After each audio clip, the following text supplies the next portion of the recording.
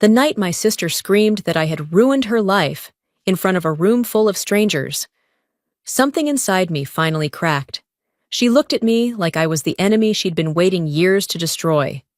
The sister she swore was stealing her spotlight, stealing her happiness, stealing everything she thought she deserved. And when she pointed at me with shaking hands, blaming me for the fiancé who walked away, I realized she didn't just lose him that night. She had lost me long before. She just never noticed. My name is Kayla Howard, and this is the story of how one moment of truth shattered 20 years of quiet loyalty and forced both of us to face who we really were. The flight into Seattle felt heavier than it should have, as if the clouds themselves knew I was coming back to a place I'd spent years trying to outgrow. The rain was already waiting when I stepped outside, that thin, persistent drizzle this city is famous for, clinging to my coat and settling into my bones like an old memory that never learned to loosen its grip. I hadn't been home much in recent years, and every return carried the same weight, the quiet reminder of how uneven things had always been between me and Quinn. It didn't take long for that familiar imbalance to surface again. The moment I walked into my mother's living room, Quinn swept across the space like she owned the air in it, laughter bursting bright and loud, her stories spilling over everyone else's. And just behind her, the fiancé she'd been bragging about for months, the firefighter Seattle newspapers loved to praise, stood tall as the entire family circled him like he was the center of gravity. I slipped into the room without ceremony. Questions drifted my way, but any conversation about my work was instantly pushed aside, redirected before I could finish a sentence. It was the same old play, and I felt myself stepping back into a role I never auditioned for. The sister who blended into the edges, the one expected to stand quietly so others could shine. My mother reached for my hand then, squeezing it the way someone does when they're afraid you'll disappear if they let go. Across the room, Quinn caught my eye with a look that said any attention landing on me was attention stolen from her. Later, when I told my mother I'd only be in Seattle for a few days, she gave a small, knowing smile. A few days is enough for everything to change. She didn't know how right she was. The morning after my mother's birthday, we gathered for a casual brunch in her kitchen, the kind where conversation drifts easily and people forget to lower their voices. I'd barely taken my seat when one of Quinn's old friends leaned across the counter and told me, with the kind of laugh meant to soften the blow, that Quinn had been describing my work for years as nothing more than clerical duties, paper pushing, filing, the kind of job anyone could walk into without breaking a sweat. I didn't react.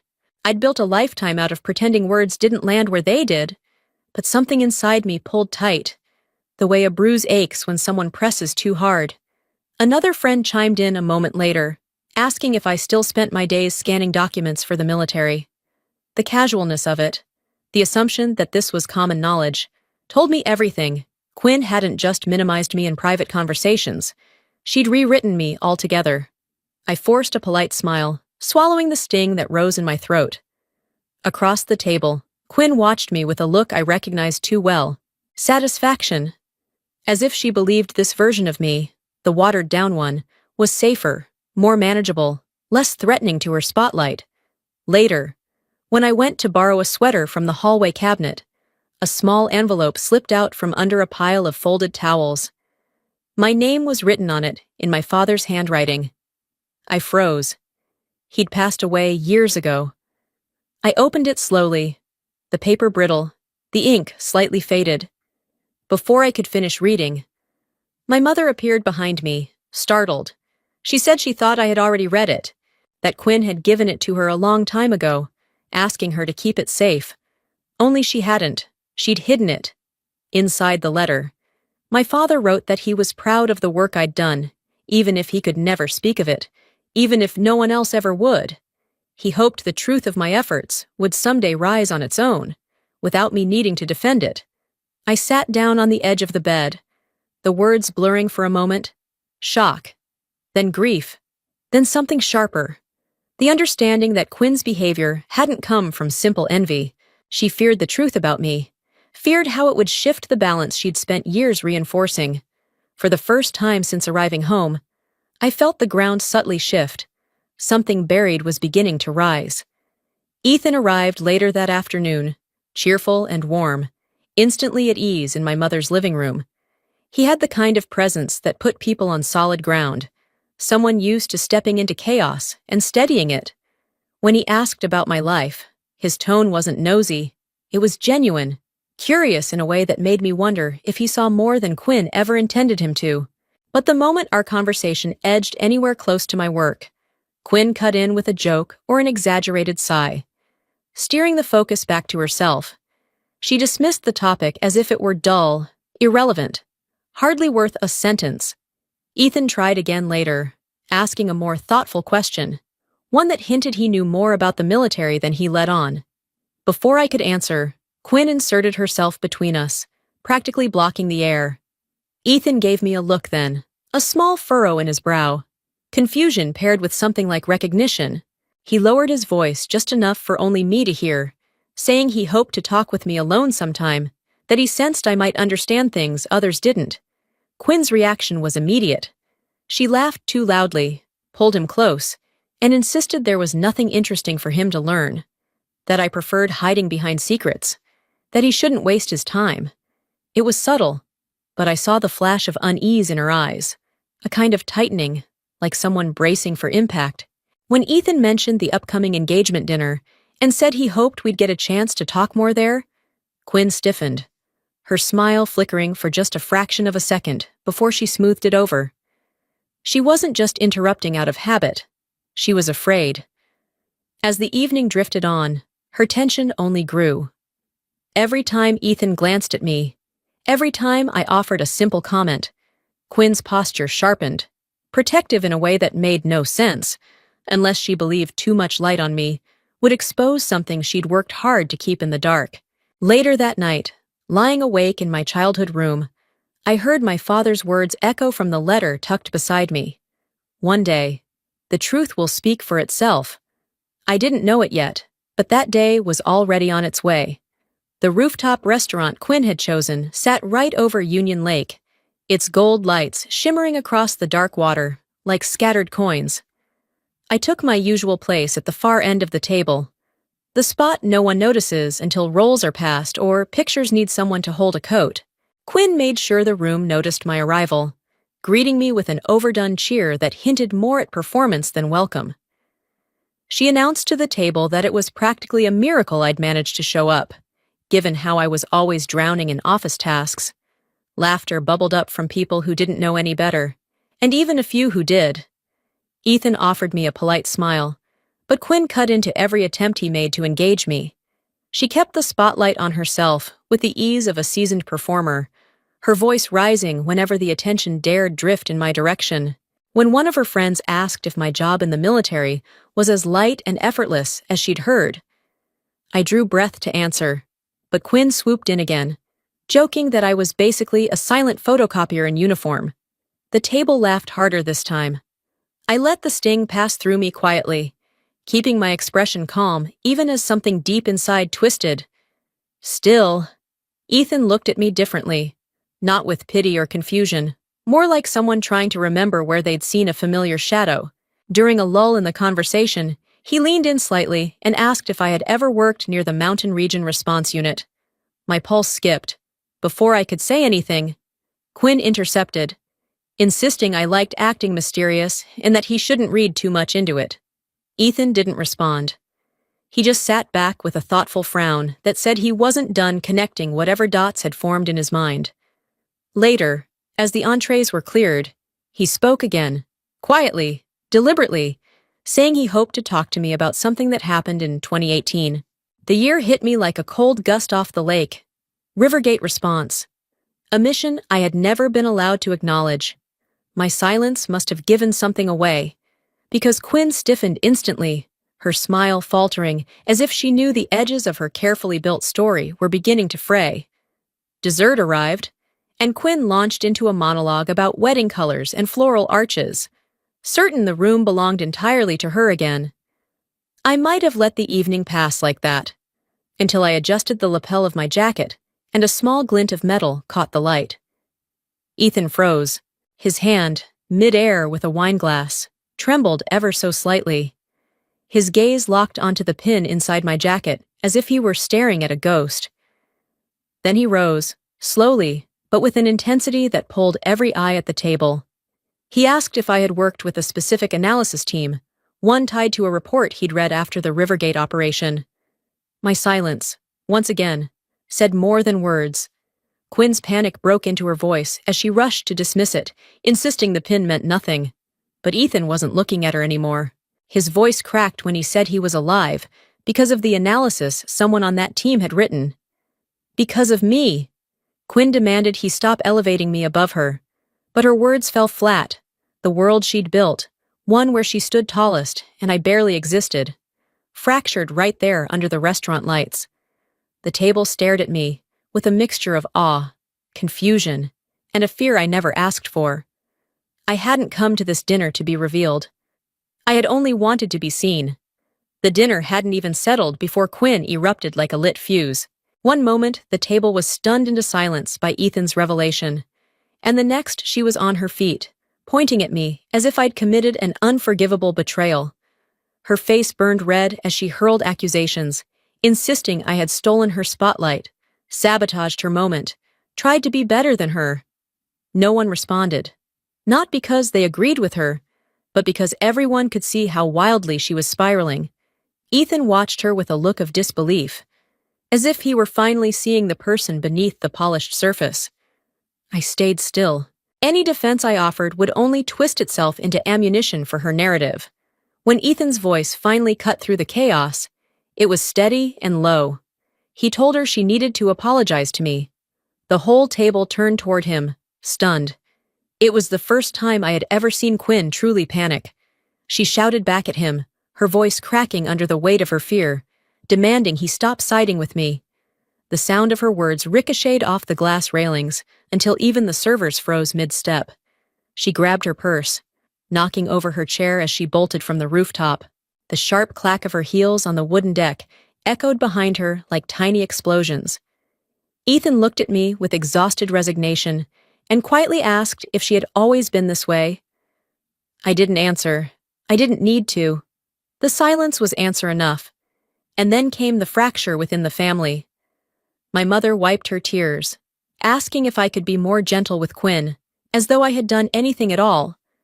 My aunt countered immediately, insisting Quinn had crossed a line and that I'd been treated poorly for far too long. My brother-in-law murmured something about Quinn having brought this on herself.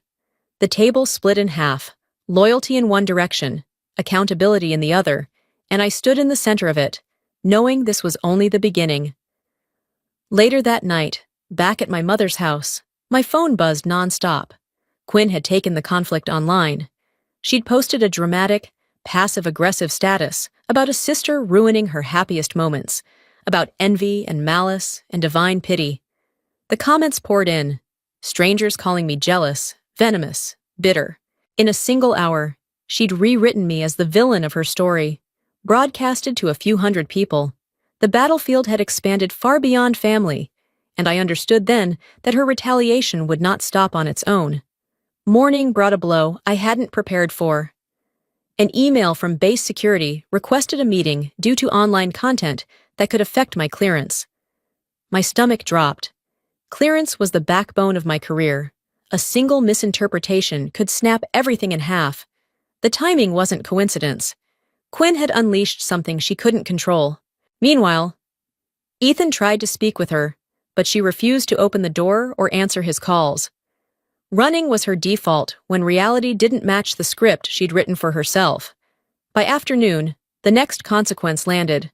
My mother told me Quinn had been fired after clients complained about her unprofessional online behavior. I felt a flicker of sympathy, but beneath it was a quiet understanding. Truth always demands its debt. That evening, Ethan called to say he couldn't marry someone who would destroy others just to protect her image. He ended the engagement, and Quinn's world collapsed. Hours later, my phone lit up with her number. Her voice, broken and bare, spilled through the line.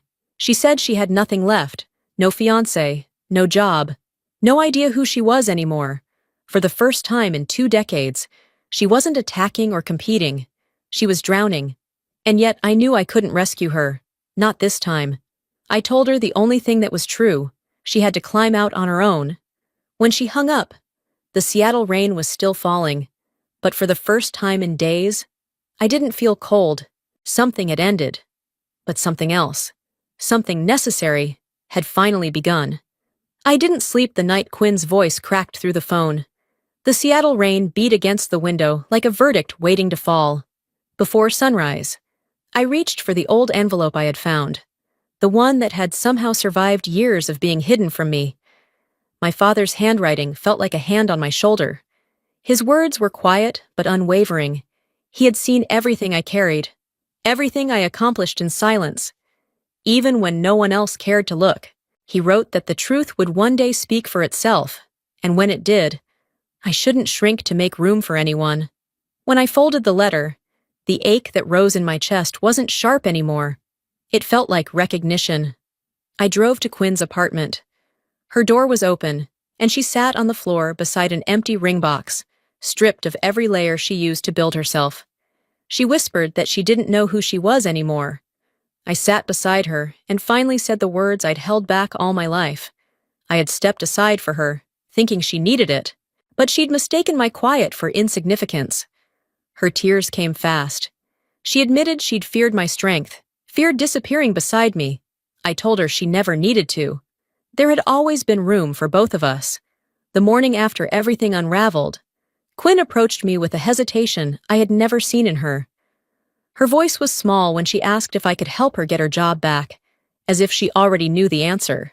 For years I had stepped in, soothed her messes, patched the consequences she didn't want to face, but something in me had shifted. I told her gently but firmly that I couldn't fix this for her. I loved her, but I wouldn't shield her from fallout she had created. This time, she didn't lash out or accuse me of abandoning her. She simply lowered her eyes, absorbing the boundary like someone finally realizing there was no shortcut out of the storm. Over the next several weeks, she started rebuilding from the bottom. Her social media went quiet. She began therapy, confronting the insecurity and comparison that had shaped so much of her behavior. She accepted a modest job at a community center, far from the fast-paced marketing world she once flaunted, but honest work that grounded her. She spent afternoons helping our mother, showing up without the need for applause. I stayed back, resisting the urge to step in. She needed to rise by her own strength, not on the scaffolding I used to build around her. Meanwhile, I faced my own reckoning. Base security reviewed the online rumors surrounding my name, though the meeting ended quickly after Ethan submitted a formal statement clarifying the truth. My clearance remained untouched. As I left the room, the officer told me not everyone survives the damage caused by their own family, but I had kept my footing because I held to what was real. Driving home, I finally understood my father's words. The truth, when left standing, protects itself. 6 months later, I found myself walking onto a polished stage in Washington, D.U.A.C., invited to speak at a federal conference honoring the quiet work done by strategic analysis teams. The lights were bright, the room filled with officials and service members, and for a moment I felt the weight of every year I had spent serving without expectation of being seen. As I approached the podium, my eyes scanned the crowd. That was when I saw her. Quinn stood near the back, not dressed for attention, not angling for the perfect photo, not pushing her way toward the front. She stood still, hands folded, her expression calm and proud in a way that didn't demand anything from me. It was the first time I'd ever seen her choose presence over performance. After the ceremony, she waited until the room had nearly emptied before stepping toward me. Her voice was soft, almost shy, as she said she hadn't come for recognition, but simply to witness my moment, and to show me she was learning how not to eclipse me anymore. Something warm and steady opened in my chest. I touched her back gently and told her she had never needed to shrink or disappear. She only needed to be honest. Outside, The autumn wind swept leaves down the long federal walkway as we moved side by side, not as rivals, not as roles we'd been forced into, but as two women who had finally met each other at the same height, after a lifetime of standing unevenly in the dark